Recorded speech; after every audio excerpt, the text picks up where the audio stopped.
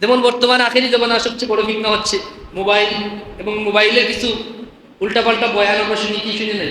হঠাৎ করে দেখলেন এক হুজুর বয়ান করছে যে কোরআন, গতদিন আমাকে একজনের ভিডিও দেখাইছে, এই গতকালকে মনে হয় দেখাইছে, যে এক হুজুর বয়ান করছে কোরআন শরীফে কি আওয়ামী লীগ বিএনপির কথা নাই? কথা বুঝেন নাই? শুনছেন কি শুনেন নাই জানি না। উনি বলছে যে কোরআনে আওয়ামী লীগ এবং বিএনপির কথা আছে। কোথায় আছে? 26 পারা সূরা হুজরাতের 7 নম্বর লাইনের প্রথম রুকুর 9 নম্বর আয়াতে নাকি আল্লাহ পাক কোরআনে আওয়ামী লীগ এবং বিএনপির কথা বলেছেন। নাউজুবিল্লাহ বলেন। এখন বলেন এই কথা যদি আপনি বিশ্বাস করেন আপনার ঈমান থাকবে? আরেক হুজুর বলল যে আমি কোরআন শরীফের 53টা ভুল পেয়েছি। এখন এই ব্যাপারে যদি আপনাকে তার দুশ্চর্চা করে আপনাকে যদি সতর্ক করা না হয় তাহলে আপনার আমার ঈমান নষ্ট হয়ে যাবে। এজন্য তাদের দুশ্চর্চা করা, এই বিষয়গুলা ঈমানদারদের সামনে তুলে ধরা এবং এই সকল দুকাবাজ থেকে মানুষকে নিরাপদ রাখার চেষ্টা করা আমার জন্য আপনার জন্য ওয়াজিব। ঠিক কিনা বলেন? এখন আপনি বলতেছেন আপনি ওয়াজ শুনেন না, কেন শুনেন নাই? বলে আমি ওয়াজ শুনি না, এক হুজুর শুধু আরেক হুজুরের বিপক্ষে বলে। এটা আপনি শুধু শুধু বুহতান দিচ্ছেন। হুজুর তার ইমানি দায়িত্ব পালন করতেছেন, তার উপর ফরজ ওয়াজিব। যেমন কাদিয়ানীরা আখেরি জামানার নবী সাইয়্যিদুল আম্বিয়া ওয়াল মুরসালিন খাতামান নবীন, আল্লাহর কুরআনকে অস্বীকার করে আমাদের নবী নূর নবী রহমতুল লিল আলামিনকে তারা শেষ নবী বিশ্বাস করে না। এখন তাদের এটা কি দুষ নয়? এখন তাদের ব্যাপারে আমার দুশ্চর্চা করা ফরজ, নতুবা আপনার আমার ঈমান নষ্ট হয়ে যাবে। এই দুশ্চর্চা করে মানুষকে সতর্ক করতে হবে, মানুষকে সচেতন করতে হবে এবং এদের থেকে বেঁচে থাকার আহ্বান করতে হবে। ঠিক কিনা বলেন? এই বিষয়টা খুবই গুরুত্বপূর্ণ, আপনারা ফলো করবেন। এই ব্যাপারে আপনাদের বিবেককে কাজে লাগাবেন যে হুজুর কি শুধু শুধু আরেকজনকে হেয় প্রতিপন্ন করছে নাকি এটা ঈমান আকীদা সংশ্লিষ্ট। এর জন্য ঈমান আকীদা যদি বিনষ্ট হয়ে যায় কারো কথায়, তাহলে তার দুশ্চর্চা করে তার থেকে আপনাকে আমাকে নিরাপদ থাকার চেষ্টা করতে হবে, কি হবে না?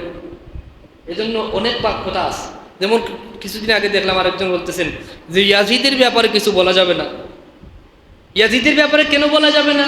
তিনি কোরআন থেকে দলিল দিচ্ছেন, ওয়ালা ইয়াগতাব বা'দুকুম বা'দা। আল্লাহ কোরআনে বলছেন এই দলিলই যথেষ্ট, তোমরা গীবত করো না। ইয়াজিদের গীবত করা যাবে না। নাউযুবিল্লাহি মিন যালিক। দেখছেন কি দুঃখা, দলিল কোরআন থেকেই দিচ্ছি, অথচ ইয়াজিদের সাফাই গাওয়া হচ্ছে।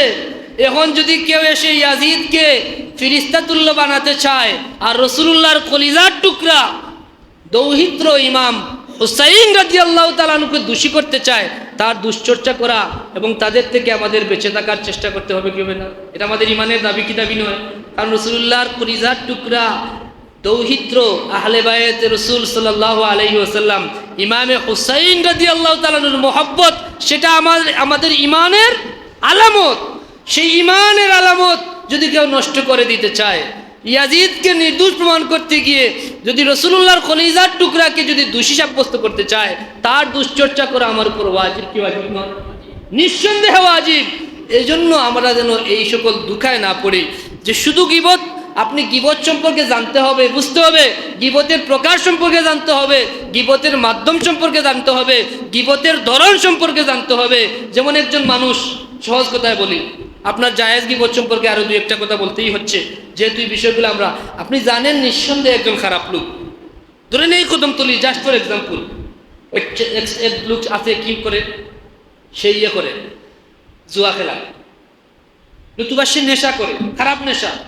এখন এসব নেশা করা কি তার দুষ কি দুষ নয়? এখন তার ওই দুশ্চর্চা করে আপনার একজন আত্মার আত্মীয়কে, আরেক ইমানদারকে তার থেকে নিরাপদ রাখা, এটা কি আপনার ইমানি দায়িত্ব নয়? জায়েজ গীবতের বিভিন্ন স্তর আছে। যেমন আপনি অধিকার আদায়ের জন্য আগেই বলছি, মামলা বিভিন্ন জন সংক্রান্ত ব্যাপারে আপনি গীবত করতেই পারেন। আরেকটা বিষয় হচ্ছে সংশোধনের জন্য, ইসলাহের জন্য গীবত করা। যেমন একজন বাবা তার সন্তানের ব্যাপারে আরেকজন অভিভাবক যদি এসে বলে ভাই সাহেব আপনার ছেলে এই যে আমি দেখেছি আপনার ছেলে এইভাবে খারাপ দিকে চলে যাচ্ছে, এটা কেন? বলে তার ইসলামের জন্য বাবাকে বললে বাবা শাসন করে ছেলেকে সংশোধন করতে পারবে, ইসলাম করতে পারবে। কিংবা হুজুর মাদ্রাসায় পড়াচ্ছেন, মক্তবে হুজুর পড়াচ্ছেন, আপনি বাচ্চা দেখতেছেন দুষ্টামি করছে কিংবা করেছে, অতীতে দেখেছেন, আপনি সুযোগ পাইছেন, হুজুরকে বলে দিচ্ছেন। কেন? বলে হুজুরের এই ক্যাপাসিটি আছে, তিনি চাইলে তাকে শাসনের মাধ্যমে, কৌশলের মাধ্যমে তাকে সুপথে ফিরিয়ে আনতে পারবেন। এজন্য তার দুশ্চর্চা করা আপনার জন্য জায়েজ, অবশ্যই জায়েজ, এবং এটা আপনার কর্তব্য। ঠিক কিনা? এই জন্য আমরা শুধু শুধু বলে থাকি, এটা আমাদের একটা ওয়াসওয়াসা যে কি বয়ান শুনবো, বয়ান শুনলেই দেখা যায় একজন আরেকজনের বিপক্ষে বলতেছে। না, আপনি বুঝবেন আসলে কি ব্যক্তি বিপক্ষে বলতেছে নাকি সে ইমানের পক্ষে গিয়ে ইমান বিরোধীদের বিপক্ষে বা ইমান আকীদার বিপক্ষে যায় এমন বিষয়ের বিপক্ষে আমরা বলি। আমরা কোনো মানুষের বিপক্ষে বলার উদ্দেশ্যে বলি না। এজন্য কোনো মানুষের নামও মেনশন করি না, করি চেষ্টা করি সচরাচর নাম মেনশন না করা। কেন নাম মেনশন করব? কারণ মানুষ আমার উদ্দেশ্য না, তার পাপ আমার উদ্দেশ্য। তার পাপ থেকে বেঁচে থাকতে হবে। পাপকে আমরা ঘৃণা করি, আমরা পাপীকে ঘৃণা করি, পাপীর জন্য দোয়া করি, প্রাণ খুলে দোয়া করি যে যদি না বুঝে সে রসুলের পাক সাল্লামের শানে বেয়াদবি করে থাকে, আল্লাহ যেন তাকে সহি সমুজ দিয়ে থাকেন। যদি বুঝে করে থাকে তার থেকে আমাদের 14 গোষ্ঠীকে যেন আল্লাহ নিরাপদ রাখেন। কারণ এটা আল্লাহর নবীর শিক্ষা। রসুলের পাক সাল্লাম বলে গেছেন সহিহ মুসলিমের হাদিস, ইয়াকুনু ফি আখিরিজ জামান দাজ্জালুনা কাযাবুন ইয়াতুনাকুম মিনাল আহাদিস বিমা লাম তাসমাউ আনতুম ওয়ালা আবাউকুম। শেষ জামানায় একদল দাজ্জাল কাযাবের আবির্ভাব হবে। তারা এমন কথা তোমাদের কাছে নিয়ে আসবে, এমন বিষয়কে দ্বীনের বিষয় হিসেবে চালিয়ে। আমি আল্লাহর কালাম থেকে একখানা আয়াতে কারিমা তিলাওয়াত করেছি। আমার উদ্দেশ্য হচ্ছে আজকে আমরা সমাজের একটি নীরব ঘাতক যাকে বলা হয়, মানুষের অন্তরে লুক্কায়িত এক প্রকার বিষ আমরা প্রত্যেক মানুষের অন্তরেই আছে। সেই বিষ সম্পর্কে, সমাজের নীরব সেই ঘাতক সম্পর্কে আমরা আলোচনা করতে চাই। সেই ঘাতক হচ্ছে গীবত। কি গীবত? মারাত্মক একটি সামাজিক ব্যাধি। সেই গীবত সম্পর্কে আমি খুব সংক্ষেপে আজকে সামান্য কিছু আলোচনা আপনাদের সামনে তুলে ধরতে চাই। গীবত এত মারাত্মক একটা ব্যাধি যেটা নীরবে সমাজ ব্যবস্থাকে ধ্বংস করে দেয়, খুব নীরবে ভ্রাতৃত্ব নষ্ট করে দেয়, দুইজন ইমানদারের সম্পর্ককে একদম বিচ্ছিন্ন করে দেয়। সেই গীবত সম্পর্কে আমরা জানতে হলে প্রথমে গীবত কি? গীবত শব্দের অর্থ যদি আমরা জানি, গীবত হচ্ছে আরবি শব্দ। এর অর্থ হচ্ছে পরনিন্দা করা, দুশ্চর্চা করা, কুৎসা রটনা করা। কথা বোঝা যায় নাই মনে? অন্যের দুশ্চর্চা করা হচ্ছে গীবত। আরও সহজ ভাষায় সুন্দরভাবে যদি গীবতের সংজ্ঞা আমরা খুঁজি, আল্লাহর হাবিব সঈদুল আম্বিয়া ওয়াল মুরসালিন খাতামান নবিয়্যিন রাহমাতুল্লিল আলামিন সাল্লাল্লাহু আলাইহি ওয়াসাল্লাম সেই গীবতের সংজ্ঞা আমাদের কাছে পেশ করে গেছেন। আল্লাহর হাবিব সাল্লাল্লাহু আলাইহি ওয়াসাল্লাম সাহাবায়ে কেরামের সামনে তিনি প্রশ্ন করেন। হযরতে আবি হুরায়রা রাদিয়াল্লাহু তাআলা আনহু থেকে হাদিস বর্ণিত, রসুল পাক সাল্লাল্লাহু আলাইহি ওয়াসাল্লাম ইরশাদ করেন, আতাদুরুনা মাল গীবা। রে আমার সাহাবায়ে কেরাম, তোমরা কি বলতে পারবা গীবত কি? সাহাবায়ে কেরামের যে আদত ছিল, আদবের সাথে সবাই রসুল পাক সাল্লাম কোনো অজানা বিষয় সাহাবায়ে কেরামের কাছে যখন জানতে চাইতেন, তখন সাহাবায়ে কেরাম বলতেন, আল্লাহু ওয়া রাসূলুহু আলাম। ইয়া রাসূলুল্লাহ, এ ব্যাপারে আল্লাহ এবং আল্লাহর রাসূলই ভালো জানেন। সেই গতানুগতিক সিস্টেম অনুযায়ী সাহাবায়ে কেরাম জবাব দিলেন, আল্লাহু ওয়া রাসূলুহু আ'লাম। ক্বালা রাসূলুল্লাহ সাল্লাল্লাহু আলাইহি ওয়াসাল্লাম, যিকরুকা আখাকা বিমা ইয়াকরা। তখন আল্লাহর হাবিব জবাব দিলেন যে গীবত হচ্ছে ওই জিনিস, তোমার কোনো ভাইয়ের এমন বিষয় আলোচনা করা তার অগোচরে, যেটা তার সামনে আলোচনা করলে সে অপছন্দ করবে। কথা বুঝেন নাই মনে হয়? যে তোমার ভাই সম্পর্কে এমন কিছু আলোচনা করা তার অগোচরে, যে সামনে নয়, তার সামনে যে বিষয় আলোচনা করলে তার মনে কষ্ট আসবে, সে বিষয়টাকে পছন্দ করবে না, তার পিছনে অর্থাৎ তার অগোচরে সে অনুপস্থিত অবস্থায় সেই বিষয়টাই আলোচনা করাই হচ্ছে গীবত। কথা বুঝেন নাই? একটা দোষের ব্যাপার। যেমন এমন কোনো বিষয় আপনার ভাই সম্পর্কে আপনি আলোচনা করলেন,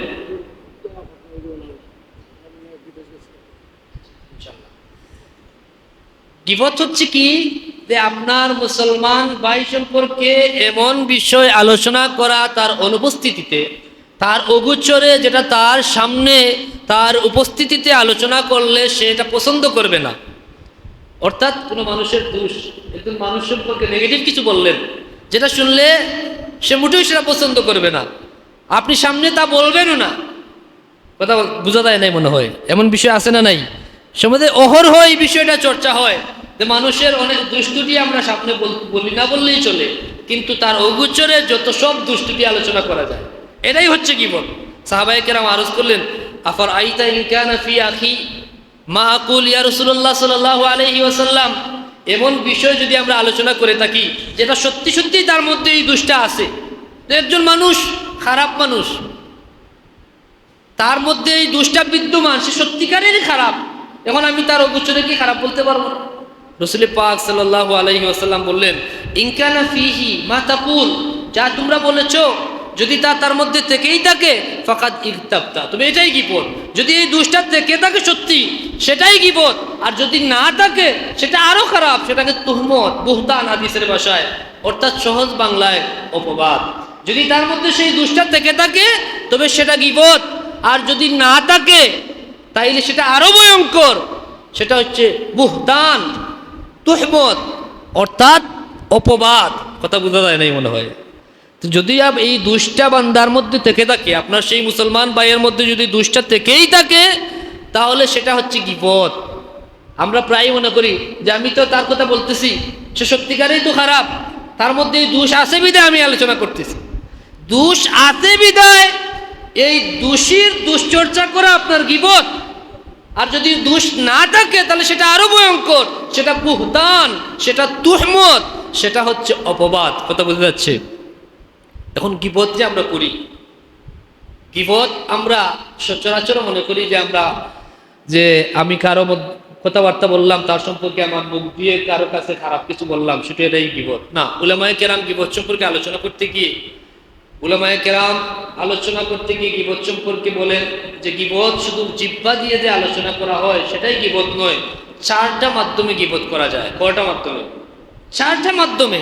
প্রথমটা হচ্ছে বিল লিসান, জিহ্বার দ্বারা, যে আমি আমার জিহ্বা দিয়ে, মুখ দিয়ে বললাম যে অমুক মানুষটা এই অবস্থা, তার মধ্যে এই স্বভাব আছে। কথা বুঝতে যায় না?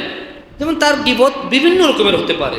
শারীরিক গীবত, সে হয়তো খাটো, কথা বুঝলেন নাই, সে হয়তো তার মধ্যে হয়তো তার চোখের সমস্যা, এক চোখের সমস্যা। আমরা বলি না যে অমুক তো টেরা, সিলেটি ভাষার টেরা বলে, জানি না আপনারা কি বলেন, চোখের সমস্যা, কিংবা এক চোখ কানা বলতে পারেন। আরেকজন মানুষ মনে করেন তার পায়ের সমস্যা, তা আপনি বললেন সে লেংড়া, তার সামনে আপনি লেংড়া বললে সে কষ্ট পাবে, এটা বলবেনও না আপনি, কিন্তু তার অগোচরে বললেন, তার পশ্চাতে বললেন যে সে লেংড়া। এরকম বিপদ হতে পারে। বিভিন্ন রকমের বিপদ হতে পারে। শারীরিক বিপদ হতে পারে, চারিত্রিক বিপদ হতে পারে, যে অমুক মানুষ এই স্বভাব, তার চরিত্র ভালো না, বলতে পারে। বলা যায় কিনা? যদি শুধু শুধু তাকে অপমানিত করার জন্য সেটা আপনি বলে থাকেন, নিঃসন্দেহে সেটা হচ্ছে গীবত।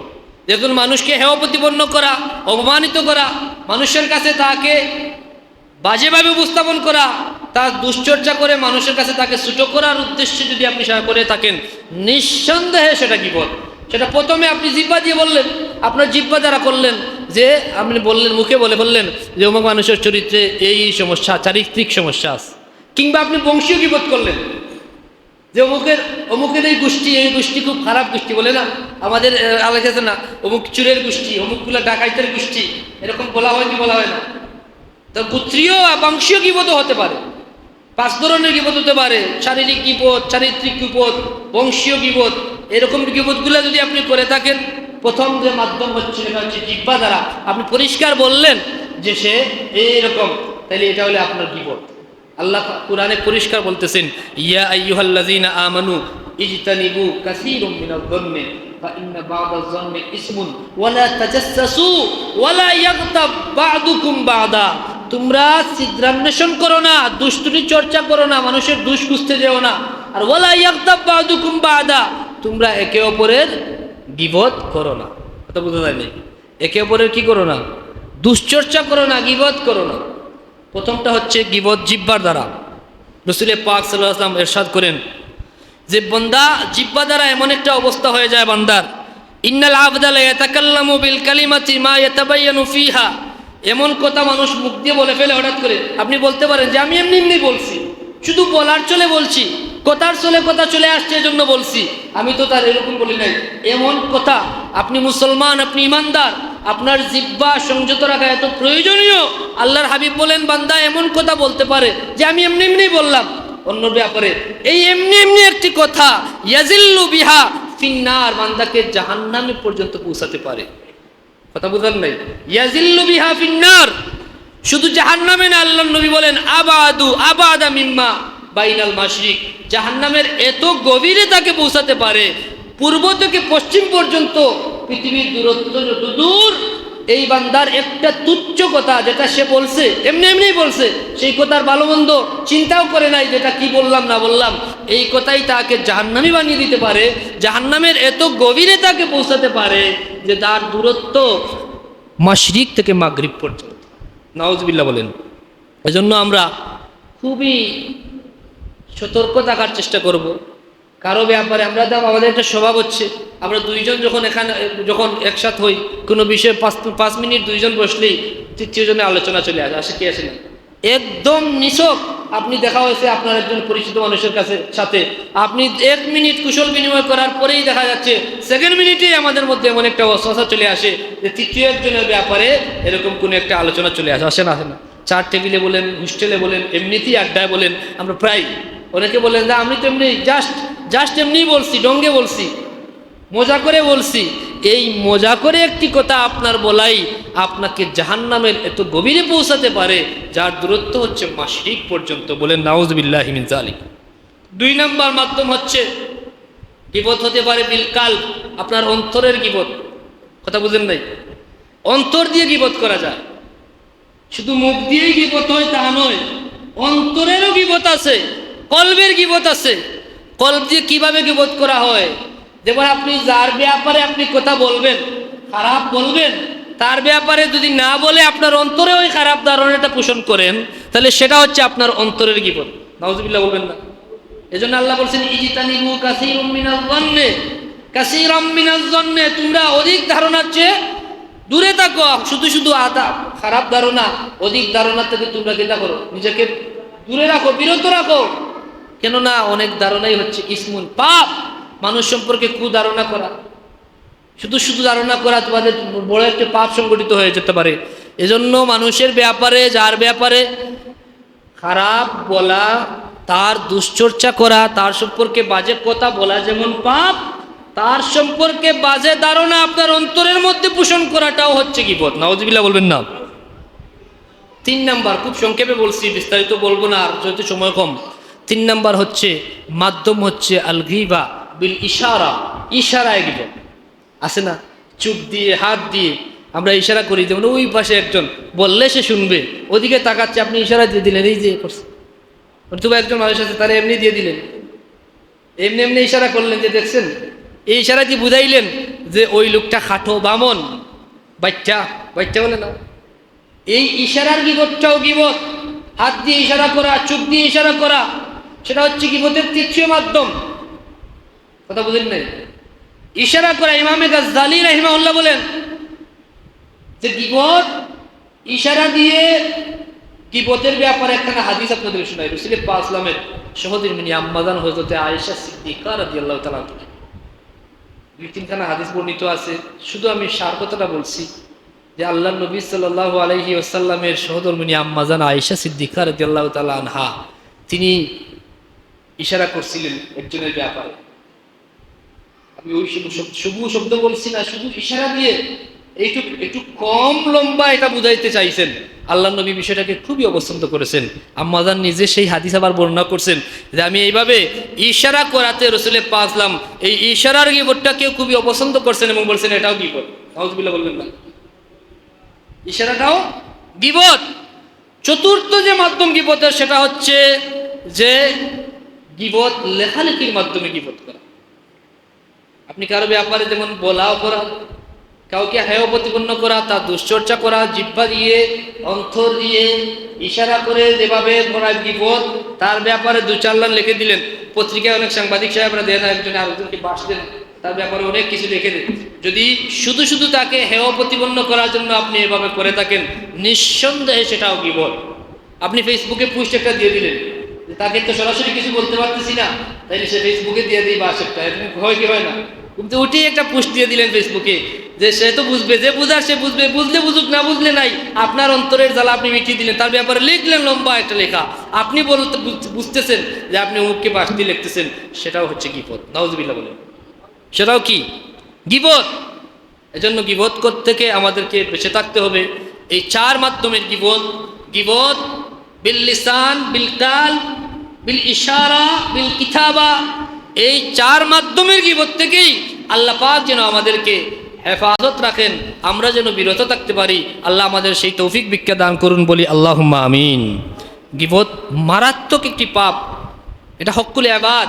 যার গীবত করছেন যদি সে ক্ষমা না করে, সে যদি না ছাড়ে, তাহলে আপনি ক্ষমা পাবেন না। এজন্য আমাদের করণীয় হচ্ছে আমরা আল্লাহর কাছে ক্ষমা চাই, এবং যদি ওই মানুষটাকে সাথে সম্ভব হয় আপনার বলার যে আমি আপনার ব্যাপারে একদিন বলছি, তাইলে আপনি তার কাছে ক্ষমা চেয়ে নেবেন। যদি সম্ভব না হয় আল্লাহর কাছে ক্ষমা চাইবেন বারবার, এবং ওই ব্যক্তির জন্য দোয়া করবেন, এবং যার গীবত করছেন তার প্রশংসা করবেন। যেহেতু ইন্নাল হাসানাত ইউযহিবুনাস সাইয়্যাত, একটি নেক কাজ একটা বদ কাজকে মিটিয়ে দেয়, তার গীবত করছেন অতীতে, এখন তার প্রশংসা করবেন, যাতে তার প্রশংসাটাও আপনার ওই গীবত থেকে, গীবতের পাপ থেকে মুক্তি মাধ্যম হতে পারে। আল্লাহ পাক আমাদের সবাইকে তৌফিক ভিক্ষা দান করুন, বলি আল্লাহুম্মা আমিন। মুআজ্জাজ হাজিরিন, এখন আমি আরেকটি গুরুত্বপূর্ণ বিষয়, গীবত সম্পর্কে অনেক লম্বা আলোচনা, গীবতের পরিণাম, গীবতের মাধ্যম, গীবত কোন কোন স্তরে, কীভাবে সমাজে আমরা গীবতে আসি, এই ব্যাপারে আমি আজকে লম্বা আলোচনা গেলাম না। একটা বিষয় না বললেই নয়, আমাদের সমাজের যে বিষয়টা, আমরা প্রায় মানুষের মধ্যে এই ধারণা দেখা যায়, আমরা গীবতের প্রকার সম্পর্কে জানি না, আমরা মনে করি সব কিছুই ঢালাওভাবে গীবত। এজন্য গীবত সম্পর্কে আমাদের এই বিষয়টা অবশ্যই জানা প্রয়োজনীয়, যে গীবত করার বিধান, গীবতের প্রকারভেদ, গীবত কয় প্রকার। গীবত হারাম গীবত আছে, আবার গীবত জায়েজ গীবতও আছে। সুবহানাল্লাহ বলে, শুধু তো গীবত সব গীবত হারাম নয়। এজন্য আমরা না জানাতে অনেকেই অনেক কথা আরো সহজেই বলে দেই। যেমন এখানেই বললে অনেকেই পাবেন এই ব্যাপারে দুই একদিনও বলছেন। কেমন বলছেন? যে উনি হয়তো গীবত সম্পর্কে জানে না, গীবতের প্রকারভেদ সম্পর্কে, গীবতের হালাল হারাম স্তর সম্পর্কে জানে না, না জেনে উনি বলছেন যে হুজুররা তো গীবত সম্পর্কে বয়ান করে যে গীবত তো মারাত্মক পাপ, গীবত অপরাধ, গীবত সম্পর্কে হুজুররা বয়ান করে এটা হারাম, এটা আল্লাহর কোরআনে আল্লাহ বলছেন যে তোমরা কি পছন্দ করবা তোমাদের মৃত ভাইয়ের গোশত করা? সেটা তো অবশ্যই তোমরা পছন্দ করবা না। অর্থাৎ গীবত এত মারাত্মক অপরাধ যে নিজের মৃত মরা ভাইয়ের গোশত খাওয়ার সমতুল্য অপরাধ। নাউজুবিল্লাহ বলে। আবারও হুজুর এক হুজুর আরেক হুজুরের গীবত করে, এরকম কথা অনেক সমাজে আছে না নাই? এজন্য গীবত সম্পর্কে আমাদের জানতে হবে, সব গীবত হারাম নয়। গীবত হারাম, গীবত হচ্ছে হারাম গীবত, আবার জায়েজ গীবত, ওয়াজিব গীবত। অন্তত এই তিন প্রকার সম্পর্কে আমরা জানি। একটা হচ্ছে হারাম গীবত, একটা কি হারাম, সেকেন্ড হচ্ছে জায়েজ, থার্ড হচ্ছে ওয়াজিব। এবার বলেন, হারাম যেটা সেটা অবশ্যই পরিত্যাজ্য। শুধু শুধু একজনকে হেয় প্রতিপন্ন করা, তার দুশ্চর্চা করা, তাকে হাঁটো করার উদ্দেশ্যে কিছু তার বলা, নিঃসন্দেহে সেটা পাপ। এখন জায়েজ গীবত কি? যে একজন মানুষ সে জুলুমের শিকার, তার উপর অবিচার হয়েছে, কথা বুঝেন নাই মনে হয়, অত্যাচারিত, তার কোনো কিছু চুরি করে নিয়েছেন আরেকজন। এখন সে যদি আদালতে গিয়ে মামলা দায়ের করে কিংবা থানায় গিয়ে যদি মামলা লেখে, তাহলে তার দুশ্চর্চা করতে হবে না? সে যে চুরি করেছে সেটা কি পাপ নয়? সে জুলুম করেছে, আপনার টাকা আত্মসাৎ করেছে, সেটা তার দোষ কি দোষ নয়? তাহলে এই আত্মসাৎ যে করেছে সেটা দোষ, এবং তার অগোচরে আপনি গিয়ে সেই দোষ বর্ণনা করে আপনার জন্য জায়েজ, কারণ সেটা আপনার অধিকার আদায়ের জন্য, আপনি এই বিচার পাওয়ার জন্য, আপনি ন্যায্য অধিকার আদায়ের জন্য, আপনার বিচারের জন্য আপনি বিচারকের সম্মুখীন হয়েছেন। এখানে আপনাকে বলতেই হবে, না বললে কি হবে? না এখানে গিয়ে বলবেন যে তার তো গীবত হয়ে যাবে, আত্মসাৎ করেছে আপনার টাকা, আপনি বললেন না, এটা কিভাবে বলি? তাইলে কি আপনার মামলা দায়ের হবে? কথা বুঝেন নাই মনে হবে। আপনার জমি একজন নিয়ে নিয়েছে, দুর্দখল করে নিয়ে গেছে, সেটা কি দোষ কি দোষ নয়? যে দখল করেছে দখলবাজ তো দোষী নয়, দোষী, কিন্তু তার এই দোষটা তার অগোচরে আপনাকে বলতেই হবে, না হয় আপনার এই অধিকার আদায় হবে না। কথা বুঝেন নাই? ওয়াজিব গীবত হচ্ছে যেটার ব্যাপারে আপনাদের মধ্যে মারাত্মক নেগেটিভ ধারণা, যে ওয়াজিব গীবত হচ্ছে যদি কোনো মানুষের মধ্যে এমন কোনো দোষ থেকে থাকে যে দোষের জন্য তার ওই দোষ আপনি চর্চা না করলে মানুষের ঈমান নষ্ট হয়ে যাবে। কথা বুঝেন নাই? যেমন বর্তমানে আখেরি জমানার সবচেয়ে বড় ফিতনা হচ্ছে মোবাইল, এবং মোবাইলের কিছু উল্টাপাল্টা বয়ান আমরা শুনি, কি শুনি নাই? হঠাৎ করে দেখলেন এক হুজুর বয়ান করছে যে কোরআন, গতদিন আমাকে একজনের ভিডিও দেখাইছে, এই গতকালকে মনে হয় দেখাইছে, যে এক হুজুর বয়ান করছে কোরআন শরীফে কি আওয়ামী লীগ বিএনপির কথা নাই? কথা বুঝেন নাই? শুনছেন কি শুনেন নাই জানি না। উনি বলছে যে কোরআনে আওয়ামী লীগ এবং বিএনপির কথা আছে। কোথায় আছে? 26 পারা সূরা হুজরাতের 7 নম্বর লাইনের প্রথম রুকুর 9 নম্বর আয়াতে নাকি আল্লাহ পাক কোরআনে আওয়ামী লীগ এবং বিএনপির কথা বলেছেন। নাউজুবিল্লাহ বলেন। এখন বলেন এই কথা যদি আপনি বিশ্বাস করেন আপনার ঈমান থাকবে? আরেক হুজুর বলল যে আমি কোরআন শরীফের 53টা ভুল পেয়েছি। এখন এই ব্যাপারে যদি আপনাকে তার দুশ্চর্চা করে আপনাকে যদি সতর্ক করা না হয় তাহলে আপনার আমার ঈমান নষ্ট হয়ে যাবে। এজন্য তাদের দুশ্চর্চা করা, এই বিষয়গুলা ঈমানদারদের সামনে তুলে ধরা এবং এই সকল দুকাবাজ থেকে মানুষকে নিরাপদ রাখার চেষ্টা করা আমার জন্য আপনার জন্য ওয়াজিব। ঠিক কিনা বলেন? এখন আপনি বলতেছেন আপনি ওয়াজ শুনেন না, কেন শুনেন নাই? বলে আমি ওয়াজ শুনি না, এক হুজুর শুধু আরেক হুজুরের বিপক্ষে বলে। এটা আপনি শুধু শুধু বুহতান দিচ্ছেন। হুজুর তার ইমানি দায়িত্ব পালন করতেছেন, তার উপর ফরজ ওয়াজিব। যেমন কাদিয়ানীরা আখেরি জামানার নবী সাইয়্যিদুল আম্বিয়া ওয়াল মুরসালিন খাতামান নবীন, আল্লাহর কুরআনকে অস্বীকার করে আমাদের নবী নূর নবী রহমতুল লিল আলামিনকে তারা শেষ নবী বিশ্বাস করে না। এখন তাদের এটা কি দুষ নয়? এখন তাদের ব্যাপারে আমার দুশ্চর্চা করা ফরজ, নতুবা আপনার আমার ঈমান নষ্ট হয়ে যাবে। এই দুশ্চর্চা করে মানুষকে সতর্ক করতে হবে, মানুষকে সচেতন করতে হবে এবং এদের থেকে বেঁচে থাকার আহ্বান করতে হবে। ঠিক কিনা বলেন? এই বিষয়টা খুবই গুরুত্বপূর্ণ, আপনারা ফলো করবেন। এই ব্যাপারে আপনাদের বিবেককে কাজে লাগাবেন যে হুজুর কি শুধু শুধু আরেকজনকে হেয় প্রতিপন্ন করছে নাকি এটা ঈমান আকীদা সংশ্লিষ্ট। একজনের ঈমান আকীদা যদি বিনষ্ট হয়ে যায় কারো কথায়, তাহলে তার দুশ্চর্চা করে তার থেকে আমাকে নিরাপদ থাকার চেষ্টা করতে হবে। কি হবে? এজন্য অনেক কথা আছে। যেমন কিছুদিন আগে দেখলাম আরেকজন বলতেছেন যে ইয়াজিদের ব্যাপারে কিছু বলা যাবে না। ইয়াজিদের ব্যাপারে কেন বলা যাবে না? তিনি কোরআন থেকে দলিল দিচ্ছেন, ওয়ালা ইয়াগতাব বা'দুকুম বা'দা। আল্লাহ কোরআনে বলছেন এই দলিলই যথেষ্ট, তোমরা গীবত করো না। ইয়াজিদের গীবত করা যাবে না। নাউযুবিল্লাহি মিন যালিক। দেখছেন কি দুঃখা, দলিল কোরআন থেকেই দিচ্ছি, অথচ ইয়াজিদের সাফাই গাওয়া হচ্ছে। এখন যদি কেউ এসে ইয়াজিদকে ফিরিস্তা তুল্য বানাতে চায় আর রাসূলুল্লাহর কলিজার টুকরা দৌহিত্র ইমাম হুসাইন রাদিয়াল্লাহু তাআলা আনহুকে দোষী করতে চায়, তার দুশ্চর্চা করা এবং তাদের থেকে আমাদের বেঁচে থাকার চেষ্টা করতে হবে। কি হবে না? এটা আমাদের ইমানের দাবি কি দাবি নয়? কারণ রাসূলুল্লাহর কলিজার টুকরা দৌহিত্র আহলে বায়ত রাসূল সাল্লাল্লাহু আলাইহি ওয়াসাল্লাম ইমামে হুসাইন রাদিয়াল্লাহু তাআলা আনহুর মহব্বত, সেটা আমাদের ইমানের আলামত। সেই ইমানের আলামত যদি কেউ নষ্ট করে দিতে চায়, ইয়াজিদকে নির্দোষ প্রমাণ করতে গিয়ে যদি রাসূলুল্লাহর কলিজার টুকরাকে যদি দোষী সাব্যস্ত করতে চায়, তার দুশ্চর্চা করা আমার উপর ওয়াজিব কি ওয়াজিব নয়? নিঃসন্দেহে ওয়াজিব। এই জন্য আমরা যেন এই সকল দুঃখায় না পড়ি যে শুধু গীবত। আপনি গীবত সম্পর্কে জানতে হবে, বুঝতে হবে, গীবতের প্রকার সম্পর্কে জানতে হবে, গীবতের মাধ্যম সম্পর্কে জানতে হবে, গীবতের ধরন সম্পর্কে জানতে হবে। যেমন একজন মানুষ, সহজ কথায় বলি, আপনার জায়েজ গীবত সম্পর্কে আরো দুই একটা কথা বলতেই হচ্ছে, যেহেতু এই বিষয়গুলো আপনি জানেন নিঃসন্দেহে একজন খারাপ লোক। ধরে নেই কদমতলী, জাস্ট ফর এক্সাম্পল, এক লোক আছে কি করে, সে করে জুয়া খেলা, নতুবা সে নেশা করে, খারাপ নেশা। এখন এসব নেশা করা কি তার দুষ্টি দুশ্মন? এখন তার ওই দুশ্চর্চা করে আপনার একজন আত্মার আত্মীয়কে, আরেক ইমানদারকে তার থেকে নিরাপদ রাখা, এটা কি আপনার ইমানি দায়িত্ব নয়? এবং জায়েজ গীবতের বিভিন্ন স্তর আছে। যেমন আপনি অধিকার আদায়ের জন্য আগেই বলছি, মামলা বিভিন্ন জন সংক্রান্ত ব্যাপারে আপনি গীবত করতেই পারেন। আরেকটা বিষয় হচ্ছে সংশোধনের জন্য, ইসলাহের জন্য গীবত করা। যেমন একজন বাবা তার সন্তানের ব্যাপারে আরেকজন অভিভাবক যদি এসে বলে ভাই সাহেব আপনার ছেলে এই যে আমি দেখেছি আপনার ছেলে এইভাবে খারাপ দিকে চলে যাচ্ছে, এটা কেন? বলে তার ইসলামের জন্য বাবাকে বললে বাবা শাসন করে ছেলেকে সংশোধন করতে পারবে, ইসলাম করতে পারবে। কিংবা হুজুর মাদ্রাসায় পড়াচ্ছেন, মক্তবে হুজুর পড়াচ্ছেন, আপনি বাচ্চা দেখতেছেন দুষ্টামি করছে কিংবা করেছে, অতীতে দেখেছেন, আপনি সুযোগ পাইছেন, হুজুরকে বলে দিচ্ছেন। কেন? বলে হুজুরের এই ক্যাপাসিটি আছে, তিনি চাইলে তাকে শাসনের মাধ্যমে, কৌশলের মাধ্যমে তাকে সুপথে ফিরিয়ে আনতে পারবেন। এজন্য তার দুশ্চর্চা করা আপনার জন্য জায়েজ, অবশ্যই জায়েজ, এবং এটা আপনার কর্তব্য। ঠিক কিনা?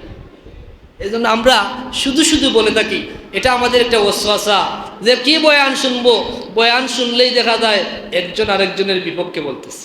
না, আপনি বুঝবেন আসলে কি ব্যক্তি বিপক্ষে বলতেছে নাকি সে ইমানের পক্ষে গিয়ে ইমান বিরোধীদের বিপক্ষে বা ইমান আকীদার বিপক্ষে যায় এমন বিষয়ের বিপক্ষে আমরা বলি। আমরা কোনো মানুষের বিপক্ষে বলার উদ্দেশ্যে বলি না। এজন্য কোনো মানুষের নামও মেনশন করি না, করি চেষ্টা করি সচরাচর নাম মেনশন না করার। কেন নাম মেনশন করব? কারণ মানুষ আমার উদ্দেশ্য না, তার পাপ আমার উদ্দেশ্য। তার পাপ থেকে বেঁচে থাকতে হবে।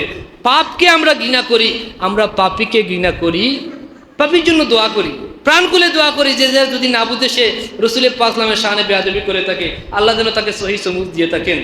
যদি বুঝে করে থাকে তার থেকে আমাদের 14 গোষ্ঠীকে যেন আল্লাহ নিরাপদ রাখেন, কারণ এটা আল্লাহর নবীর শিক্ষা। রসুলের পাক সাল্লাম বলে গেছেন সহিহ মুসলিমের হাদিস, ইয়াকুনু ফি আখিরিজ জামান দাজ্জালুনা কাযাবুন ইয়াতুনাকুম মিনাল আহাদিস বিমা লাম তাসমাউ আনতুম ওয়ালা আবাউকুম। শেষ জামানায় একদল দাজ্জাল কাযযাবের আবির্ভাব হবে। তারা এমন কথা তোমাদের কাছে নিয়ে আসবে, এমন বিষয়কে দিনের বিষয় হিসেবে চালিয়ে দিবে যেটা আসলে ইসলামের নয়, যেটা দিনী বিষয় নয় তাকে দিন বলে চালিয়ে দিবে। এরা হচ্ছে দাজ্জাল, এরা হচ্ছে মিথ্যুক দাজ্জাল। ফাইয়াকুম ওয়া ইয়াহুম, তাদের কাছে তোমরা যাবে না এবং তোমাদের কাছেও তাদের আসতে দিবে না। এটা আমাদের দায়িত্ব। এই ব্যাপারে সতর্ক করা কি ইমানি দায়িত্ব নয়? আল্লাহ পাক আমাদের সবাইকে তৌফিক ভিক্ষা দান করুন। যদিও আমি আমার কথা এই